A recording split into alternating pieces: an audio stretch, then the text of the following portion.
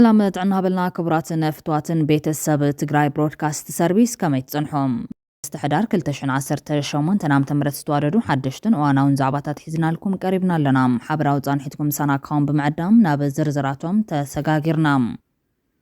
أب مانغو أب مغالي زلو أب حرام ريت زلو أب الديسابة زلو أمر رحح وحات زنبرون زلون عوت زات تخايدلو قطرون تتحيزوم بخالي حبريتا قدام أجندا تقراي ساقير كان رقيت كان زقبر قوناوي ملتام نتسالاي بتر مقبالي كبل تلال سيبيل محبرسة معراب تقراي قليج اللهم حدش مقلت سمرات بلتقنا بسمرات غيرو كم محلال فوز دالي ملأختي زبل طعام وقات مولام بخالي زينا جنرال صادقان قبرتنساي منقستي أسمران زوتو حدش مقلت انتاويتن ودو غيروم إسياس بعلن زغطلو وعل جدا أسمران كم بهيوت زلك حسب كم زي بلون تنقر ولا نزياتو من كالة تقدس زبلناي معبالساتن نهام بقدامنت قدام أجندا تقراي ساقير كان راقيت كان زقبر قونا وملتام نتسالاي بتر مقبالي كبل تسلال سبيل محورسة معراب تقراي قليتوم استمزابلن استسدلن هزبنا بزي منم قدما خونتنا بتقدمت انت تاوكينات زنبرا كونتات كمالس تسفاتا نبيرلو زنبرا علم لخاو سند وعل بريتشورا نتفጻምነቱ بحلافنتن بتقات تناي بسرح فጻምን አካል بزي مركاو بمولነት ስለዚህ ተተግበረ ተመዛቢልን ተሰዲድን ዘለ ህዝብና ሞለ በሙሉ አብ ከቢድ ሓደጋ ወዲኦ ይርከብ ዝበለ ጽላል ሲቪል ማህበረሰብ ምዕራብ ትግራይ ከፊላው ትግበራው ዕል ፕሪቶሪያ አካል ዝቀጸለ ሕጋውን ስርዓታውን ጽንታ ምዃና ገንዚቦም ሚዲያታትን ትካላት ፌደራል መንግስትን ካብ ሕገ መንግስት ክልላት ትግራይ ንምሕራም በተጻራሪ ንምዕራብ ትግራይ ወልቃይት ጠገዴ ሰቲቱ ሞራ ዞን ነበላ በተደጋጋሚ ዘየለሽም እንትቦ ክርማ በዘይ ምግባር ወይሶም ኣብ ትሕቲ ጸላይ ዘለ ህዝብና ይትረፍዶ አየር ክትቀም በግሩብ ሰላም ካብ ገዝ ወጪ ካኣቱ ኣብ ዘይፍቀደሉ ሃዋውን በጻሕቲ ዓዲ ዓለም ለኸ ዘሻራን ጋዜጠኛታትን ዘይመንግስታውያን ትካላትን ኣብ ምዕራብ ትግራይ ናብቲ ዞባ ኣብ ዘይኸዱልን እዋን ተኸፊቱ ዝበሃል ዘሎ መዕረፎ ነፈርቲ ሑመራ ንመንን ምንታይን ዓላማ ምዃኑ ንስሕቱ ኣይኮነን ኢሎም ዝቕጽል ዘሎ መግለጺ ፈኸራ ጃሃራን ምውቃዕ ነጋሪት ኩናትን ናይ ውስናት ውልቀ ሰባት ኢልካ ክሕለፍ ዘይግባኦን ጥንቃቐ ዝጠልብን ምዃኑ እውን ኣረድዮም ግዛዊ ምሕዳር ትግራይን ፖለቲካዊ ውድባት ትግራይን ኣብ መንጎኹም ይፍጠሩ ብዘለዉ ምትፍናናት ትግራይና ንንፋስ ግዳም ተቃሊዓ ደም ኣብ ምንባዕ ትርከብ ዝበለት ማሕበር ትግራይና ኣብዚ ሕዚ ሰዓት ሕገ መንግስታዊ ውስናት ታሪኻዊ ግዛታን ዘውሕስ ዝተመዛበለን ዝተሰደደን ህዝቢ ናብ መረበቱ ዝመልስ ኣብነታዊ ውሽጣዊ ፖለቲካዊ መስርሕ ከም እትጠልብ ኣነፂሮም ነዚ ዘይውዕልን ዘይሓድርን ቀዳማ ኣጀንዳ ትግራይ ሰጊርካን ረጊፅካን ዝግበር ጎናዊ ምልታም ንጸላይ በትሪ ካብ መቕባል ስቃይን መከራን ተመዛበለ ህዝብና ምንዋሕኒ ኢሎም ፖለቲካን ፖለቲከኛታትን ብዝተሰሓሓቡ ቁፅሪ ብርሑቁ ክንምዕዶም እምበር ተሰሓሒብና ህልውና ብዝፈታትን መልክዑ ሓድነትና ከነላሕልሖ ይግባእን ክብላት ሓሳሲቦም ስቢክ ማሕበራት ትግራይ ተጋሩ ዲያስፖራ ከምኡውን መላ ህዝቢ ትግራይ ጉዳይ ምዕራብ ትግራይ ኮነ ካልኦት ኣብ ትሕቲ ወራዲ ዘሎ ህዝብን መሬትን ትግራይ ጉዳይ ኩሉ ትግራዋይ ብዝብል መንፈስ ሓድነትና ኣጠናኺርና ኩሉ መዳዊ ቃልስና በርቲዕና ንቐጽል ክብል ጽላል ሲቪል ማሕበረሰብ ምዕራብ ትግራይ ኣብ ዘውፅኦ መግለፂ ይጸውዖም بتماثل من قدي منقص فيدرال نسلام زعنقفو أكلات المرام زقورة عري بزي رأينا يمن حزينا يا كبل ودب سمرت قليج اللهم ودب ديمقراطية وسمرت تقراي سمرت نزقلت أبلو كنتات زوام عرام ملكتو أبزوزو وانا ومقلت يوم تمزابلت معراب تقراي وحسب زخونا من قدنا مربتهم كملسو بالعلوت أكلات فيدرال ناتمرحا أبزعشا بركي كم زبتحا ودب سمرت زغاخران تخون أبتخبابي وري رمز حازو بمسارتو على بريتوريا كوت وناتقبا كساب حزي كابت سحازو وبوتا بزي موتا تستجمر من قد سلامي عنقفوا كم زلو قليتهم نايز معطلتا بعلت عسرت حدار كلتشن عسرت موتنام تمرت قديمامون ህዝብና ካብ ምዕራብ ትግራይ ከመዛበል ዝገበሩ ምሁራትን መራሕቲ ሃይማኖትን ዝፈጽሙ ሓላፍነት ዝጎደሎ መነወሪ ተግባር ውድብ ስምረት ኮኒኖሎም ኣብ መወዳታ ወሰንን ሓድነትን ትግራይ ካብ ሕገ መንግስትን ሕገ መንግስታዊ ስርዓትን ወጻይ بتعويتن بدعن توترهم زنقصاصو حيلتات مس ህዝብና ብምዃን ብትሪ ከም እንቃለሶም ከነረጋገጽ ንፈቱ በማል ውድብ ዲሞክራሲያዊ ስምረት ትግራይ መልእኽቱ ኣመሓላሊፉ እዮም ስምረት መግለጺኡ መንግስት ፌደራል በዓሉ ዝተለሙ ተመዛበልቲ ናይ ምምላስን ውሕስብ ዝኾነ ክብሮም ብዝሓለወ እግር ናይ ምትካልን ተስፋ ዝህብ ጻዕሪ ክደፍአሉ ይግባእ ዝብል ቃል በቃል ዝተቐመጠ ጽሑፍ ነቲ ኣብ ትግራይ ዘሎ ግዜያዊ ምሕዳር ፍልጦ ዝነፍግ ልክ ከምቲ ኣብ ጽባሕ ስምምዕ ፕሪቶሪያ ዝተፈጸመ ብልጽግና ገባር ሓዳግ ሽመት መንግስቲ ኣብ ትግራይ ዝገበረ ገዚፍ ጌጋ ከም ምድጋም ዝቁጸር ምዃኑ ተገሊጹ ዘሎ ነዚ መንግስቲ ኢትዮጵያ በይኑ ንጉዳይ ላዕላውነት ትግራይን ተመዛበልትን ድላይ ክገበር ጻውዒት ብትር ዝነቐፈ ጽሓፍ ታሪኽ ተስፋ ኪሮስ ኣረፈ ነቲ መግለጺ ብልጽግና ብስምረት ገይሩ ከም ሓላልፎ ዝደልየ መልእኽቲ ብማልዩ ደምዲሞ ዘሎ መግለጺ ስምረት ቀንዲ ትሕዝቱ ብዝምልከት ነጥቢ ርእይቶ ዘቐመጠ ተስፋ ኪሮስ ሳለም ቀዳማይ ዛዕባ ኣብ ወራርን ጎበጣን ብልጽግና ዘሎ ግዛት ትልሚ ብልጽግና መሰረት ተገይሩ ክፍጸም ስምረት ከም ዝጸውዕ ዝሕበር ትልሚ ብልጽግና እንታዩ ሓደ ተመዛበልትን ስዱታትን ተጋሩ ምስ ተመለሱ ብልጽግና ሓድሽ ምሕደራ ከጣይሽ ካልኣይ ብልጽግና ምሕዳር ከጣይሽ እንከሎ ትግራይን ኣምሓራን ክዕዘቦም ሳልሳይ እቲ ምሕደራ ተጸዋዕነቱ ንመንግስቲ ፌደራል ክኸውን ራብዓይ ብልጽግና ህዝቢ ውሳነ ከሳልጥ ዝብሎ ምዃኖም የገንዘብ ተስፋ ኪሮስ ወሲኹ ስምረት ዘቐረበ ጻውዒት ውድቕ ብምግባር ብልጽግና ነዚአን ከሳልጥ ሕገ መንግስታዊ ስልጣን ይብሎን أول بريتورياون إذا السلطنة يتوهابون بلتقنا قديت أطرح يزنيهم تمزاولت إنك من لا سكبر يموجيتو زلام تمزاولت قدم من اللاسهم بلتقنا كجبرت إذا جبر له قديت هات قدام عايزة أيشو محدرة كفرس كلاي زوردبو ملشة عدك كفتح سالساي سفرت كوت مخانم يجنزب بخلاي بركي تجراي وريرو بمجوبات أنت بهرة تجراي زغط زلزله بلتقنا كيكون ساب جزات تجراي تخلو أسمى لاش كوميتي مالتون تسفعفعتي عدوغاتهم حرام مخانم سمرت مجلات وجيجا يزبله تسفا كيروس تحققنا بايتا زلون أو جزات تجري استدخل محدرة يكون محاورة صدتا بحالة بلتقنا يوم بلتقنا محدرة مسرتان من الشام عتاقن طرح كيخونه بسرايت منقص فيدرال كحلو يقبر الإبوما لما عراو تجري كونه أو كالي تحت جوبت أزلوتا دليت منقص يتيبيات زيه اللي عتوق كتنحكم زي خليوانة زيروم ሳልሳይ ኣብ ግዛት ትግራይ ብልጽግና ዝተኸሎም ሓይልታት ንተወለድቲ ትግራይ ሽመኛታት ብልጽግና የናሹ ምህላዎም ካልእ ተስፋ ኪሮስ ዝለዓሉ ነጥቢ ኮይኖም እዛ ኣብ ጌታቸው ዘጋጠመት ምንሻው ቀደም ክብል ኣብ ልዕሊ ኣብርሃም በላይ እውን ተፈጺማ ተጋሩ ምስ ብልጽግና ትሰርሑ ከለው ክሓስሩ እምበር ክኸብሩ ከም ዘይኽእሉ ርድዮም ሽመኛታት ታሕተዋይ ማሕበር ንሽመኛታት መንግስቲ ፌደራል ኣናሾም ስጉምቲ ዘይውሰደሎም ከምኡ ክገብሩ ካብ ብልጽግና ፍቓድ ስለ ዝረኸቦ ይብማል ክብሪ ናይቶም ምስ ብልጽግና ዘለዎ ተጋሩ ሽመኛታት ክዋረድ ኮነ ተባሂሉ ዝፍጸም ዘሎ ምዃኑ እዩ ኣረድዩ ዘሎ كبراتن كبرانن مجلس سمرت بزجبا عم بيكم مست صحف تاريخ تسفا كيروس عرف ذهبون غفيتا زملكات ريتوتات كتعمجو تخيليهم انت بوليس بلصقنا اب ممر صح سب سلطان كن اب سب سلطان امحارات تكبيرو عوتو صيت ترخيبويم ابي اب امحارات زفصمو زل غفعين مرحتنا يتكلل كم كال استطعمو مس دربيم مخان زملكت صبصابون كوص صنحيوم بزا غوندر بوست زتدالو صفحتن تنصبصاب كم زملاختهم قدام سريتي ابي احمد زختلو اغباب مدل دال سلطان نبزحات سب سلطان ودبن منغستن اغلغلتهم مسودو كم كال استطعمو بمغحف مخان يرغاغيصوم ملاي قدامت مرحت تلوطي كم بعل لما مغرسا قدو اندارغاچون دمቀ መኮነንን ከመون ካልኦት ብዙሓት ሓለፍቲ አገልግሎቶም ምስወዱ ዝተባረሩ አግባብ ባብነት ጣይሶም አብይ ስትራቴጂ ተነጽሎ ከም ዝፈቱ ዘዘኻኽር ተጸብጻብ መጀመሪያ ነቶም ሓለፍቲ ካብ ህዝብ ብምንጻል በገበን ክጨማለቁ ብምግባር ገመኖም ብምሓዝ ከም ዝቋጻሮም ተጸብጻብ ይሕበር ምስተነጸሉ ድማ ንትእዛዘ ቦቃዓት ይኮኑን ወይ ድማ ምሳኽረርቲ ይርከበሎም ዝብል መምኽኔታ ከም ዝህብን ከም ዘባረሮም ይገልጹ ዕጫ ብዙሓት መራሕቲ ሰልፍ ብልጽግና አምሓራ እዚ ከም ዝኾነ ዝገልጽ ተጸብጻብ ብፍላይ መራሕቲ ክልል አምሓራ ዱግ ዝብሉ ስምዒታዊ ቃላት ብምጥቃም ንግዛዊ ረብሓ ንምልኣኽ ክብሉ ምስኡ ይቕጽሉ ከም ዘሎ ይገልጹ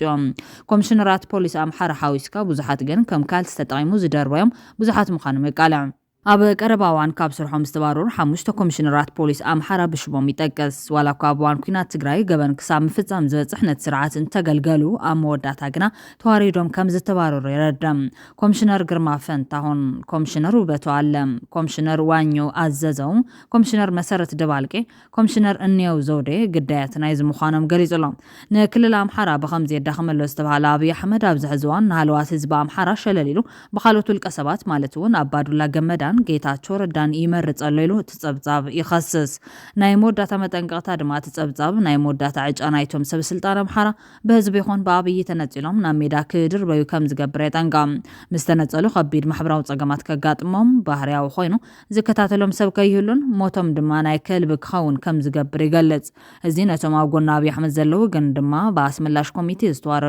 ዝዋረዱ ዘለው ተጋሩውን መጠንቀቅታ ዝኸውን እዮም ነቶም ኣብ ትግራይ ዘለው መራሕቲ ድማ ነዛ ኣብ ግምት ዘቶ استراتيجيكاو مملاس ግዛት ትግራይን ካሊ استراتيجيكاو محዝነትን ዝጠልቦ መዋጽኦ ከናዲዮ ዘመልከትዮም ናብ ካሊ ሓበሬታት ሰጋጊርና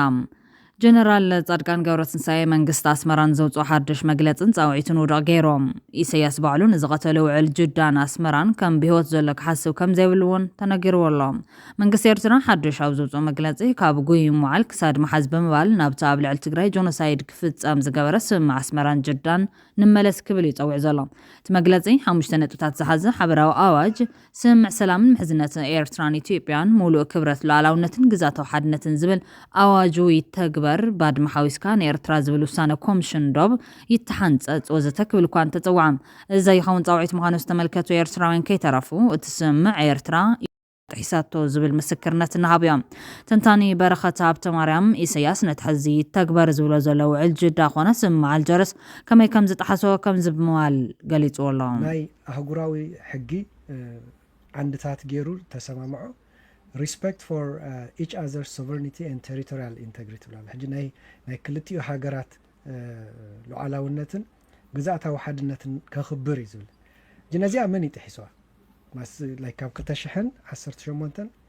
ክሳብ 2022 ንበል እሞ 2 ዓመት ሙሉእ ነዚኣ ዝጠሓሳስ መን እዩ ሽዑ እንድሕር እዚኣ ተጣሒሳ ታስምምዕ ኣላድያ ወላስ አንቀጽ ሓደ ተጣሒሳ ወይ አንቀጽ 2-3 ግን በአን ስራሕ ገለ ትበሃል ኢኻ ምክንያቱ ደጋጊሞም ኢሎም ብቀዳማይ እውን አልዒልና ነርና እቲ ትግራይ ናይ ብልጽግና ወይ ናይ ፌደራል መንግስቲ ሓይሊ ሒዝዋ ከሎ ንመቐለ እቲ ኣዛዚ ናይቲ ኮማንድ ሰንተር ኣብኡ ዝነበረ ኤርትራውያን ወታደራት ኣብ ዝመፅኦም ዝተባሃሉ ባዕሎም እዮም መፅኦም ኢሎም ተቀዳማይ ሚኒስተር ምስተሓተተ እወ ስጋት ስለ ዝኾኖ መፅኦም ኢሉ እምበር ከምዚ ኣይመፁን ገለ ዝብል የለን ዲና ሙፍትቲ ስፒከር ናይቲ ወሃብ ቃል ናይቲ ወፃእ ጉዳይ ዝነበረ ብሓደ እዋን ምስተሓተተ ከዓ እወ መፅኦም እዮም ግን ባዕሎም እዮም መፅኦም ኢሉ ሕጂ ባዕሎም እዮም ጥሒሶሞ እዩ ዝብል ዘሎ ሕጂ ነዛ ስምምዕ እዚኣ ዓንቀጽ ሓደ መን ይጥሒስዋ እንድሕር ኢልካ ኖኖ ተሰማሚዕኹም እባ ምሳና ኣብ ከምዚ ውዕል ኣብ ከምዚ ዕለት ብከምዚ ግዜ ተሰማሚዕኹም እተው ኢልኩምና ኣቲና እንድሕር ኢሉ ኣብያ ኣላ ታስምምዕ ምክንያቱ በዛ ዝርኢና ዘሎ ታስምምዕ ኤርትራ ጥሒሳታ ምክንያቱ ኦኬ እቲ ናይ ዶብ ቦታታት ንዓናት ተወሰነ ቦታ ሒዝናዮ ገለ ተኢሎም ኣብ ገሊኡ እዋን ብኸምኡ ገባብ ዲ ክትሓዝ ነይርዎ ገለ ኢልካ ብዙሕ ክትዕላዕል እንዲ ግን ድሓንስ ከሳ ንቀበላ እንታይ ኣለዎም ናብ ውሽጢ ትግራይ ዝወቱ እንታይ ኣለዎም ክሳብ ወርቀ ዲኖዲ ወላ ገለ ከይዶም ዘዋግእ እንታይ ኣለዎም ኣሕዋት ናብኡ ዘጥፉ ሕጂ እቲ ሉዓላውነት ናይ ካልእ ሃገር ዝጠሓሰ ንባዕሉ ሉዓላውነት ክክለይም ክገብር ይኽእል ድዩ ኤርትራ ይኮንኩን ዝብል ዘለዎ ግን እቲ ስርዓት ነዚ ኤርትራ ሉዓላውነታ ክትሕሎ ወይ ከይትሕሎሲ በዚ ናይ ጅዳ ስምምዕ ኣይኮነን ግን ንዓ እንድሕር ትጠቅስ ኣለኻ ንዓ እውን ኣፍሪስካ ኢኻ ቀዳመይቲ ብድሕሪኡ ብዛዕባ ውዕል ናይ ዶብ ብናይ ስምምዕ አልጀርስ መሰረት ኤርትራ ኢትዮጵያ ቦርደር ኮሚሽን ዝወሰኖ መሰረት ናይ እቲ ፈራዳ ኣካል ኮይኑ ነቲ ዶብ ክሕንፀፅ ዝወሰኖ መሰረት ክንሰማማዕ ተወሲና ኢሉ ኦኬ ይተሓንፀፅ ምስ በለ ቀዳምትነትና ኣይኮነን ኢሉ ኣብዚኣ ከመን ይፍሪሱ ኣብታ ናይ ውዕል ናይ ሰላም ዝብል ሕጂ ከም ዝበልካዮ እቲ መሪፅካ ክትርጉሞ እንተደሊኻ ነብስኻ ተድሕና ትኽእል ኢኻ ግን ኦብጀክቲቭ ኮይና እስኪ ሓራይ እዚአን ተንስምምዐን ግን መን ይፍሪስወን ምስ በልካ ብሰነድ ደረጃ ኤርትራ ከም ዘፍረሰተን እያ ሕጂ ነቲ ዘፍረስዎ ውዕልሲ ብኡ ገይሩ ክካታዕደል ኣሎ ሕጂ ንሕና እውን እኮ ኣብዚ ኮይና ክንዛረብ ከለና ኤርትራ ናይ ባሕሪ ናይ ገለ እዚታት ሉዓላውነት እዚ ምስኡ ዘዛርብ የብሉን ግን ሓደ አንቀጽ ሓደ ሕጊ ሓደ መግለፂ ክጠቕሶ እንድሕር ደሊኻስ ንስኻ ክቢርካያ ዲኻ ዝብል ሕቶ እዩ ድሕር ንስኻ ፍሪዝካያ ከም ፍሩስ ድዩ ዝሕሰብ ወላስ ከም ህልው ዝቁፀር መመሪፅካ ኣብ ደስ ዝበለካ እዋን ተልዕሎ እውን እኮ ኣይኮነን ስለዚ እቲ ናይ ጅዳ ውዕል ዝበሃል ብላዕሊ ላዕሊ እዩ ከምዚ ክትግበር ዘይክእል ናይ ክልተ ካልእ ሕቡእ ኣጀንዳ ብጅቦኦም ሒዞም ዝተሰማምዑ ኣካላት ከተግብርዎ ዝፈተኑ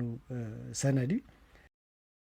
ብተመሳሳሊ መንገዲ ጀነራል ጻድቃን ገብረትንሳኤ ስምምዕ አልጀርስ ኮነ ውዕል ኣስመራ ብኢደ ሻዕብያ ከም ዝፈረሰ ኣብ ግምት ብምታው ሓድሽ ማዕቆፍ ፀጥታ ቀይሕ ባሕሪ ከም ዘድሊ ገሊጹሎም ኣብ ኣዲስ ኣበባ ዝሕተም ጋዜጣ ዘ ሪፖርተር ዝተሓተመ ሓድሽ ሓተታት ጀነራል ጻድቃን ትንዓበየ ዝኸይ ዘሎ ዘይመረጋ ቀይሕ ባሕሪ ንዓለም ለኻዊ ንግድን ዘባዊ ሰላምን ቀጥታዊ ሓደጋ ከም ዘስዕብ ብምምጓት ኢትዮጵያ ውሕሱን ክትግምቶ ዝካልን ተበጻሕነት ባሕሪ ዘረጋግጽ ሓድሽ ፖለቲካዊ ምድላው ክግበር ይጽዋዕ እቲ ብጋዲም ጀነራል ጻድቃን ገብረትንሳኤ ዝተጻሓፈ ትንታነ ኣብ ዞን ዛሞን መንጎ ሃገራት ቀይሕ ባሕሪ ዝረአ ዘሎ ዜሮ ድምር ዳይናሚክስ ምስ ወክልና ዘሎም ግጭታትን ዝወደቑሉ መንግስታት ገማግም ባሕርን ተደሚሮም ናብ ሰፍሐ ዘይመረጋጋዕ ናብ ዓለማዊ ንግድን ዲጂታላዊ ትሕተ ቅርጽን ዝጸሉ ሓደጋ ምዃኑ የጠንቅቕ። ዓለማዊ ኣገዳስነት ቀይሕ ባሕሪ ጎልሁ ዝወፀ ምዃኑ ዘገንዝብቲ ጀነራል ቀይሕ ባሕሪ ካብ 12 ክሳብ 15 ሚእታዊ ንግዲ ዓለም ዝሽከም ኮይኑ ገለ ካብቶም ኣብ ዓለምና ኣዝዮም ኣገደስቲ ዝኾኑ ናይ ትሕቲ ባሕሪ ዳታ ገመዳት ዘእንግድ እዮም። እቲ ጽሑፍ ኣብቲ ዞባ ዝፍጠር ምዝንባዕ ኣብ መላእ ኤስያ ኣፍሪካን ኣውሮፓን ንዝርከቡ ቀረብ ሰንሰለታትን ፋይናንሳዊ ስርዓታትን ዝጸሉ ቅጽበታዊ ዓለማዊ ቁጠባዊ ሳዕቤን ከም ዘለዎ እውን የጉልህ። ነቶም ብሸነኺ ግደፍ ዝለዓሉ ዘለዉ ስምዓት ውድቕ ዝገበረ ጽሑፍ ጀነራል ጻድቃን ልዕሊ 130 ሚልዮን ህዝቢ ዝነበረላ ኢትዮጵያ ኣብ ዓለም ተዛዓበይት ወደብ ዘይብል ሃገር ብምዃና ናይ ህላወ ቁጠባዊ ጾር ከም ዘጋጥማ ይግለጽ እዮም። እቲ ሓተታ ኢትዮጵያ ብጅቡቲ ተቢላ ኣብ ዓመታዊ ኣስታት 2 ቢልዮን ዶላር ተውፅእ ብማል ኢንዱስትሪያላይዜሽንን ዕቤትን መተንፈሲ ከም ዘድለያ ይሞግት። ከም ውጽኢት ድማ ጀነራል ጻድቃን ኢትዮጵያ ንባሕሪ ክትበጽሐሉ እትደልየሉ 3 መንገድታት ኣስፊሩሎም። ዲፕሎማስያውን ሕጋውን ስምዓት ንግዳዊ ወደብ ሽርክነት ከምኡውን ሓደ ክኸውን ዝኽእል ወታደራዊ ኣማራፂ ምዃኑ ኣመልኪቱሎም። እቲ ጽሑፍ ከም ምልክት ዓሚቕ ስትራቴጂካዊ ተቓላዕነት ኢትዮጵያ ዝቐርጽ እዮም። ዝፈሸለ መንግስቲ ኤርትራ ከም ዞባዊ ስጋት ዝረአ ምዃኑ ዝገልጽ እቲ ጀነራል ንኤርትራ ከም ሓንቲ ብመልካዊት ብወታደራዊ ሓይሊ ትግዛእ ሃገር ዝስሕብ ፖለቲካዊ ትካላት ዝጎደላ ንውሽጣዊ ውድቀት ተቓላዒት ዝገብራዩ ምዃኑ ዝገልጽ። ኣብ ኤርትራ ዝኾነ ዘይምርግጋዕ ወይ ናይ መሪሕነት ሓጓፍ ናይ ወፃኢ ምትእትታው ክዕድምን ኣብ ሓደ ካብቲ ኣብ ዓለምና ኣዝዩ ስትራቴጂካዊ ባሕራዊ መራኽቦ ህውከት ክፈጥርን ከም ዝኽእል የጠንቅቕ። ናይ ኤርትራ ውሽጣዊ ምሩኽ መሻ ጀምላዊ ስደት መንእሰያት ግዳማዊ ምሕዝነት ብፍላይ ምስ ሓይልታት ማእኸላይ ምብራኽ ነቲ ነዊሕ እዋን ዝጸንሕ ምርግጋዕ ዘዳኽሙ ረቑሒታት ኮይኖም ይጥቀሱ ኢሉሎም። ዞባውን ዓለማውን ውድድር ሓይሊ በዚ ምኽንያት ክውስኽ ከም ዝኽእል ብምጥንቃቕ ድማ ሕዚ ምዕራባውያን ምብራቓውን ገማግም ቀይሕ ባሕሪ ኣሜሪካ፣ ቻይና፣ ፈረንሳይ፣ ቱርኪ፣ ኢራን፣ ስዑድ ዓረብን ኢማራትን ሓዊሱ ብዙሓት ናይ ወፃኢ ወታደራዊ ሓይልታት ዘንግድ እዮም። ብመሰረት ትንታነ እዞም ተደራራቢ ረብሓታት ነቲ ዞባ ናብ ዓለማዊ ዓውደ ውግእ ውክልና ቀይሮምዎ ኣለዉ። እቲ ሓተታ ገለ ዞባዊ ተዋሳእቲ ብፍላይ ድማ ግብፂ ኢትዮጵያ ናብ ባሕሪ ንከይተኣቱ ንምዕጋት ዝካየድ ዲፕሎማስያዊ ጻዕርታት ይመርሑ ከም ዘለዉ እውን ይኸስስ እዮም። እዚ ኣብ ኣዲስ ኣበባን ነዊሕ እዋን ዝጸንሕ ዞባዊ ሰላም ኣብ ሓደጋ ዘእቱ ኮይኑ ዝርአ ጻዕርታት ይብል። ንዓፋር መንገዲ ገማግም ባሕሪ ገይሩ ዝስእል ጀነራል ጻድቃን እቲ ብዓብዩ ምስ ኢትዮጵያ ዓሚቕ ርክብ ዘለዎ ማሕበረሰባት ዓፋር ዝነብሩሉ ደቡባዊ ገማግም ቀይሕ ባሕሪ ውሕድ ህዝቢ ዘለዎ ምዃኑ ይግለጽ እዮም። ንኢትዮጵያ ነዊሕ እዋን ወደብ ትረኽበሉ ኣብዚ 600 ኪሎ ሜትር ዝንውሓቱ ዞባ ገማግም ባሕሪ ቀጻሊ ግጭት ኣብ ሓደጋ ዘእቱን ንኢትዮጵያን ኤርትራን ምርግጋዕ ከስሕት ከም ዝኽእልን ይሙግት። ኣብ መወዳእታ ድማ ሓዱሽ ዞባዊ ሚዛን ንክህሉ ጻውዒት ገይሩሎም። ኣብ ቀይሕ ባሕሪ ነዊሕ እዋን ዝጸንሕ ምርግጋዕ ኢትዮጵያ ከም ማእኸላይ ዓንዲ ጸጥታዊ ስነ ህንጻ እቲ ዞባ ኣፍልጦ ዝህብ ፖለቲካዊ ሰፈራ ከም ዝሓትት ጽሑፍ ይድምደም። ንሱ ድማ ንኢትዮጵያ ነባሪ ብዓለም ደረጃ ተፈላጥነት ዘለዎ ተበጻሕነት ባሕሪ ምሃብ ኣብ ውሽጢ ኢትዮጵያ ቁጠባውን ዲሞክራስያውን ጽገናታት ምትብባዕ ጉዳይ ትግራይ ምስ ስምምዕ ፕሪቶርያ ተስማዕሚዑ ምፍታሕ ከምኡውን ኤርትራ ውክልና ኩናት ከይትዋፈር ምክልኻል ምዃኑ ይገልጽ እዮም። ብመሰረት እቲ ሓተታ ርግእቲ ዲሞክራስያዊት ብቁጠባ ዝተዋሃደት ኢትዮጵያ ንመላእ ተፋሰስ ቀይሕ ባሕሪ ከም መልህቕ ጸጥታ ኮይና ከተገልግል ትኽእል እያ። እዚ ጀነራል ጻድቃን ገብረትንሳኤ ድሕሪ መግለፂ ኤርትራ ኣብ ዘ ሪፖርተር ቋንቋ እንግሊዝኛ ዘስፈሩ ሓተታ እዩ። ናይ ጀነራል ጻድቃን ቅዋም ኮነ ኣካይዳ ኣብይ ኣሕመድ ምስ ጉዳይ ሩስያ ዩክሬን ዝመሳሰል ይመስል። ድሕሪ ብዙሕ ናይ ወታደራውን ጂኦፖለቲካውን ኢኮኖሚያውን ምልኽኻዕ ሩስያ ምስ ምዕራባውያን ማለት እውን ኣሜሪካ ዕልባት ክረክብ ይመስል። ዛጊድ 20 ዓመታዊ ከባቢታት ዩክሬን ዝሓዘት ሩስያ ክሪሚያ ዓቂባ ነውሒሳን ናይ ሩስያ ቋንቋ ዝዛረቡ ብስነ ልቦናን ሃይማኖትን ዝቐረቡ ህዝቢ ዘለዎ ዶንቦስ፣ ሉሃንስክ፣ ዛፖሪዥያ፣ ዶኔስክ ኣብ ኢዳ እትያ ተዕጥቆመላ። ፑቲን ሓንቲ ጉዳይ ኣይተሳኽዐትሎን መንግስቲ ኬቭ ምቕያር እቲ ኩርኩር ባይደን ዝኾነ ዘለንስኪ ብኻሊእ ናይ ሶቪየት ማይ ዘጣዕመ ሰብ ምቕያር ኣይኮነሎን። ብመሰረቱ ሩስያ ተን ስትራቴጂክ ዞባታት ውሒሳ ምምሕዳራንን ዕጥቀንን ነማልያ ናይ ኔቶ ኣባልነት ዩክሬን ኣምኪና ሕዚ ብመንገዲ ትራምፕ ናይ ሰላም እማመ 28 ዓንቀጻት ክትፈርም መዓልቲ ተቖፂሩሎም። ድሕሪ ብዙሕ ዓቕሚ ምፍታሽን ካልኦት ሃላያት ምትዕሻውን ፑቲንን ትራምፕን ናብ ቢዝነሶም ክምለሱ ይመስሎም። ኢሳያስ ንፑቲን ኩናት ዓለም ኣዊጅ ኢሉ ሩስያ ዝደለየቶ ረኺባ ብግምጣሉ ኣብዪ ንዓሰብ ወይ ብኩናት ይብለሎም። ግዜን ዋሕ ይሕፀር ብዘይገድስ ወደብ ዓሰብ ክቆጻጸር ወፍሪ ሰላምን ዘተን ዘተሓባብራ ዘለዋ ሲቪክ ማሕበራትና እናዋርሕ ጻውዒት ሰላምን ዘተን መቕራብ ቀጺላን ትግራይ ውሽጣዊ ፖለቲካዊ ፈላላያታ ብልዝብን ዘተን ክትፈትሕ ውሽጣዊ ጸገማታ ብዘተ ኣለዚባ ሓቐፋይን ትካላዊ ኣሰራርሓ ዝኽተል ምምሕዳር መንግስቲ ክትጣየሽ ይግባእ ዝበላተን ማሕበራት ትግራይ ኣንጸላሊዋ ዘሎ ሓደገኛ ሕድሕድ ኩናት ብዘተን ልዝብን ኣልያ ካብ ደገ ክውላዕ ዝኽእል ኩናት ክተርፍ እንተዘይክእል ድማ ኣብ ትግራይ ከብጽሖ ዝኽእል ጥፋት ክትቀንሶ ትኽእል እያ። እዚ ንክኾን ድማ ኩሉ ሰብ ንሰላምን ዕርቅን ድምፂ ብምስማዕ ተጽዕኖ ክፈጥር ጻውዒትና ነቐርብ ኢላን ወፍሪ ሰላምን ዘተን ዝጽውዓ ዘለዋ ቅድሚያ ንሰብኣዊ መሰላት ድምፂ ዲሞክራሲን ማሕበራዊ ፍትሕን ስምረት ተጋሩ ንናጽነትን ሓርነትን ሰረት ሲቪል ማሕበረሰብ ጎርዞ ምንቅስቓስ ንጥቕዓት ደቂ ኣንስትዮዮም ይኾነ ምንቅስቓስ አንጻር ጾታ መሰረት ዝገበረ ጥቕዓት ኢትዮ መተላለሺ ዝጠፍኡ ሰባት ኣምብሬላ ፎር ዘ ኒድ እየን። بخالي زينا أب منغوا مغالي زلو أب حارة مريت زلو أب الديسابة زلو أمررحة عوت زت تخايدو قزرون تتحيزهم أب منغوا أم مغالي زلو أب حارة مريت زلو أب الديسابة زلو أمررحة عوت زت كم استقبره قباي مردات تقراي فليتهم قباي زتن مردان تقراي موازو تقراي أب مردايك حقزو زخولو زعباتات نمنتزار مس ودبات بوليتيكان سيبيك محبراتن زت غادزيلو لهم قباي زتن مردان تقراي بغادزالنا تابز سالتو لعلي قلتشحن 300 توكل تزركبلو عبي مدرخ زتيلهم زقبا أجنداتات ተሳተፍቲ ክኾኑ ዝግባኦም ኣካላትን ብዝምልከት ዘተ የሳልጥ ከም ዘሎ ገሊፆም ኣባል ጉባኤ ዘተን ምርድዳን ትግራይ ኣይተፀሃይ ኣስጎዶም ዛጌድ ጉባኤ ዘተን ምርድዳን ትግራይ ምስ ኣመራርሓ ዝተፈላለየ ፖለቲካዊ ውድባት ሲቪክ ማሕበራት ኣድላይነት ጉባኤ ዘተን ምርድዳን ብዝምልከት ሰፋሕቲ ዘተታት ከሳልጥ ምጽንሑ ገሊፆም ካብዚ ብዝሓለፈ ድማ ኣብ ዓፋርን ኣዲስ ኣበባን ምስ ዝርከቡ ኣካላትን ካልኦት ኣብ ውሽጢ ዓድን ወፃእን ዝርከቡ ኣካላትን ተራኺቡ ኣብ ዝተፈላለየ ጉዳያት ምዝታይ ዕውት መድረኽ ከም ዝነበረን ዛጌድ ዘሎ ውፅኢት ድማ ተስፋ ዘምዃኑ ገሊፆም በማጻል ድማ ሕወሓት ሓዊሱ ካልኦት ፖለቲካዊ ውድባት ሲቪክ ማሕበራትን ዝሳተፍሉ ዘለዉ ዝርርብ ድማ ብቐጻልነት ኣብ ዝሳለጥ ሰፊሕ መድረኽ ዘተን ምርድዳን ዝዝተየሎም መዋፅኦ ትግራይ ምንዳይ ክሕግዙ ዝኽእሉ ዛዕባታት ኣብ ምንጻር ዘድሃበ ዘተ የሳልጡ ከም ዘለዎ ገሊፆም እቲ ዝርርብ ካብ ስጋታትን ጥርጥርን ወፂኻ ኣብ ምክባርን ምድማፅን መሰረት ዝገበረ ምዃኑ እውን ተዛሪቦም ኣለዎም። ካብዚ ብዝሓለፈ ፖለቲካዊ ውድባት ሰላምን ሓድነትን ትግራይ ኣብ ምጉልባት ክህልዎም ዝግባእ ኣበርክቶ ብዝምልከት ምዝርራብ ከም ዝተኻየደ ዝተገለጹ ኮይኖም ካብዚ ብዝሓለፈ ኣብ ዓፋርን ኣዲስ ኣበባን ዝርከቡ ኣካላት ኣብ መጻኢ ትግራይ መሰረት ገይሮም ኣብ ዝካየዱ ዘተታት ተሳተፍቲ ክኾኑሉ ኣብ ዘኽእሎም ዕድላት እውን ምዝርራባት ከም ዝተኻየዱ ኣረድዮም እዮም። ኣብ መንጎ ኣብ መቐለ ዘለዉ ኣብ ሓራ መሬት ዘለዉ ኣብ ኣዲስ ኣበባ ዘለዋ ኣመራርሓ ዕውት ዘተተኻየዱ ቆፀሮ እውን ትሓዙ ነቶም ብሰንኪ ሕወሓት ብሄራዊ ቃልሲ ህዝቢ ትግራይ ተሓሚሱ ዝብሉ ወገናት ምላሽ ክብ ትፅቢት ዝግበረሉ ኮይኖም ብዓብዩ ድማ ንህዝቢ ትግራይ ሩፍታ ዝህብ እዮም። ቅድሚ መዓልትታት ወኪል ናጽነት ትግራይ ብዛዕባ እዚ ብሄራዊ ጉዳይ ትግራይ ኣመልኪቱ መጠንቀቕታ ሂቡ ምንባሩ ኣይርስዓን። ትሕዝ ዘሎ ኩነታት ናይ ምፍላጥ ሓላፍነት እኳ እንተሃለወና ግን ኩሉ ትግራዋይ ይፈልጦ እዩ ኣበይሃም ዘሎ ትግራይ ኣበይሃም ዘላ ዝፍልጥ እያ ብዝተፈላለየ መልክዑ ትግራይ ኣበይሃም ዘላ ኩሉ ትግራዋይ ይፈልጦ ዓብዪ ንእሽተይ ምሁር ገባር ኩሉ እዩ ዝፈልጦ ኣብ ውሽጢ ዘሎ ኣብ ደገ ዘሎ ምናልባት ኣብ ደገን ኣብ ውሽጥን ዘሎን ታብ ውሽጢ ዘሎ በኣካል ብተግባር ይነብሮ ስለ ዘሎ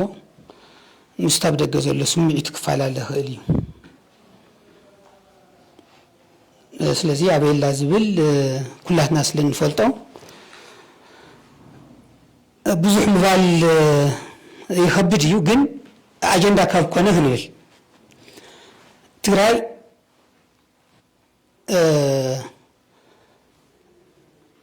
ኣብ ጂኦፖለቲካዊ መጻብብ ኮይና ብውሽጣውን ብደገን ተሓሚሳ ኣብ ስቃይ ኣብ መከራ ትርከብ ክልል ባይዛዊ ብዙሓት ህዝብታት በዚ ኩነታት እዚ ይሓልፉ እዮም። ፖለቲካዊ ውድቀት የጋጥሞም፣ ኩናት የጋጥሞም፣ ሕንፍሽፍሽ የጋጥሞም እዩ። ግን መብዛሕትኦም ቀልጢፎም መፍትሒ ዝእልሽሉ ወይ ድማ ብነዊሕ ግዜ መፍትሒ ዝረኽብሉ ኣኽእልቲ ኩነታት እውን ኣለዉ። ኣብ ትግራይ ኣለዉ ማለት ኣይኮነን፣ ኣለዉ ድሓር ክመፅኦም እየ። ገለገሊኦም ኣብ ውሽጢ ሓደ ሃገር ኢንዲፐንደንት ዝኾነ ሃገር ክህሉ እንተሎ እዩ። ስለዚ ሃገር ጨቢጥካ መፍትሒ ንምምላሽ ቀሊል እዩ። ገለገሊ ድማ ንጹር ፖለቲካዊ ሃሊዎ ዋላ ሃገር ተዘይኮነ ናብ ሃገርነት ዘምርሕ መንገዲ ብንጹር መልክዑ ዝኸይድ ቀልጢፉ ሃገርነት ኣረጋጊጹ ሃገር ኮይኑ ፀገሙ ዝፈትሐ ድማ ናይ ቀረባ እዋን ሃገራት ኣለዋ እየን። ኣብ ትግራይ ግን ዝኩሉ የለን ሃገርና ይኮናን ዘሎ ፖለቲካዊ ኩነታት እውን ዓይነ መርፉእ ዝጠፍኦ ኣብ እኔኒ ዘሎ ናይ ባዕሉ ፊሎሶፊካል ፋውንዴሽን ዘይብሉ ዋላ ትሕዚ ልሂቅ ኮይኑ መፅኡ ዘሎ መፍትሒ ከምፂ ኢሉ መፅኡ ዘሎ ሓዱሽ ወለዶ እውን ከምኡ ዓይነት ተራእዩ ኣብ ዝኾነ መድረኽ ንሰምዖ ብኣካል እውን ንሪኦ ዘለና ከምኡ እዩ ማለት እዩ ሰባት ምጥቃዕ እምበር መፍትሒ ህዝቢ ትግራይ መፍትሒ ብቐፃላይ ናይ ድሕንነት ህልውና ህዝቢ ትግራይ ዘውሕስ ዘረጋግፅ መፍትሒ ዝመፅ ብጭቡጥ ብርግፅ የለን ብፍላይ ድማ ኣብዚ ሕዚ እዋናት ድሕሪ ፕሪቶርያ ዝመፀ ማለት እዩ ድሕሪ ፕሪቶርያ ዝመፀ ቅድሚ ዝነበረ ፅቡቅ ነይሩ ናይ ሃገርነት ሓይሊ ተኣኪቡ ነይሩ ኣብ ሓደ ኣብ ዝተፈላለየ ውዳበታት ኮይኑ ግን ኣብ ብሄራዊ ደንበ ዝተኣከበ ዝረጋጋእ ዝሰማማዕ ነይሩ ሕዚ ግን ኣይኮነን ያው ከምቲ ዓንተ ዝተባሃለ ህወሓት ዝበሃል ዘርጊ ቱ ፖለቲካዊ ኢንቫይሮንመንት ናይ ትግራይ ምስ ዘረጎ እቶም ሓይልታት ናይ ናፅነት ዝነበሩ ሓይልታት ኣብ ዝተፈላለየ ደንበታት ናይ ህወሓት ኣትዮም ኣብቶም ዝተፈንጨሉ ከም ድሌቱ ይዘርገሎ ማለት እዩ ስለዚ ኣብቲ ውሽጣዊ ክንመፅእ ከለና ብዙሕ ተባሂሉ እዩ ኣና ውሽጣዊ ህወሓት ፖለቲካ ትግራይ ኣበላሽዎ ንፁር ዝኾነ ፖለቲካዊ ዕላማ የብሉ ያው ኢትዮጵያ ምዃኑ ንፈልጦ ኢና ቅድም ሕዚ እውን ክሳብ ሕዚ እውን ኣነ ኣብቲ መርገፂ ከም ዘሎ እየ ዝፈልጥ ሓደ ፍንጫል እቶም ናይ ሕዚ እየ ዝብል ዘለኹ ብፍላይ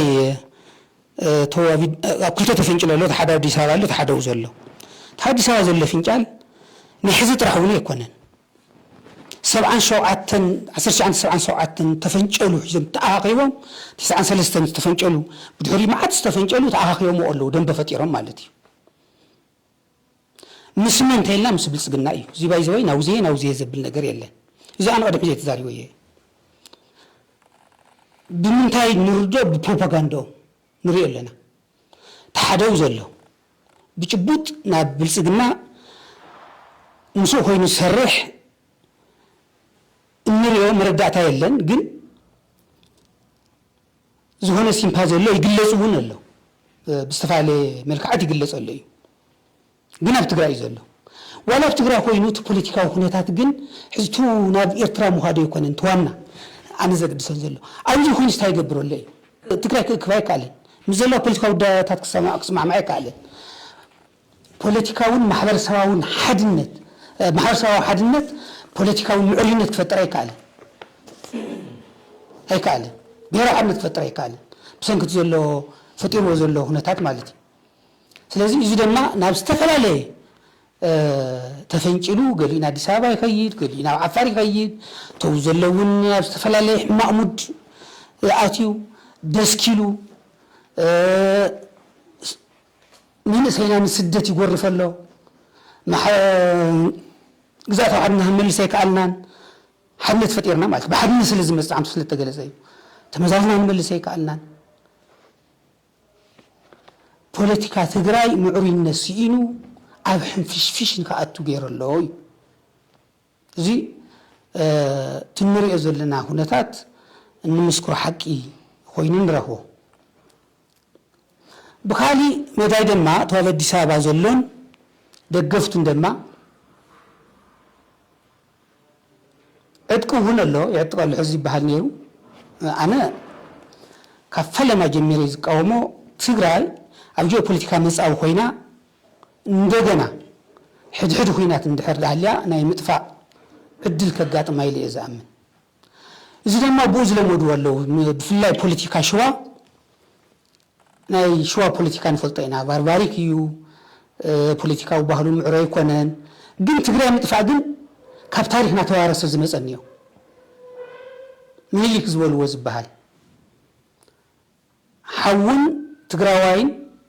ሓው እውን ሓመውሽቲ ከይኮነ ትግራዋይ እውን ባዕሉ ንባዕሉ ተዋዲዩ ከይደኸመ ከይጠፍአ ኣይተሓዝን ዝብል ማለት እዩ እዚኣ ብደንቢ ገይሮም ወሪሶማ እዩ ሕዚ እዚኣ ትግበረላ ኣብ ትግራይ ፀገም ኣለዎ ተገሊፁ ግን ብብረት ዝፍታሕ ብስነ ሓሳብ እውን ባይዘው ንሕና ብወዳዓዊ ኩነታት እውን ዘይኮነ ብታሪክ እውን ዘይኮነ ብፖለቲካዊ ስነ ሓሳብ እውን برت حزم زمزة ببرت يكون كانت انت أين أدنى علامة ما انت أيي أنا نزك المفتي زلوا حي وزلوا حدش ليك وإذا نايلوتي من قصاص قبر له زي الحيلي نايلو علو فيلسوفيكال فاونديشن يعمد بدجن بوشتن زلوا بحسب يوقع زي اللي مثلا